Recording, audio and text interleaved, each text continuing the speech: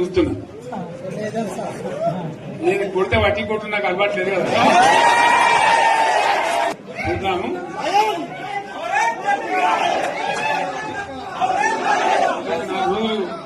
కానీ అన్నట్టుగా నేను చూస్తా ఉన్నా. కానీ మనోళ్ళందరూ కూడా ప్రతిపాదిస్తుంది ఏంటంటే ఒక సంవత్సరం జరిగిపోయింది, సంగమేశ్వర ఆన్నే పన్నది, బసవేశ్వర ఆన్నే పన్నది, పాలమూరు ఉత్పత్తుల పథకం ఆన్నే పన్నది, కాళేశ్వరం అట్లే ఎండబెడుతున్నారు.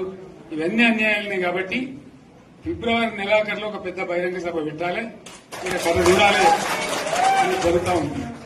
కాబట్టి మీరు కూడా పెద్ద ఎత్తున దయచేసి ఆ సభకు కదిలి రావాలి, చాలా దూరమే ఉండదు. ఆ రకంగా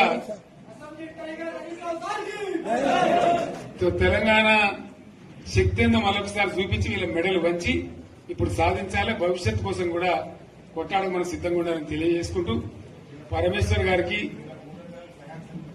అంతటి లోకమంత్రం ఇది. ₹1 కోటి భూమి ఇప్పుడు 50 లక్షల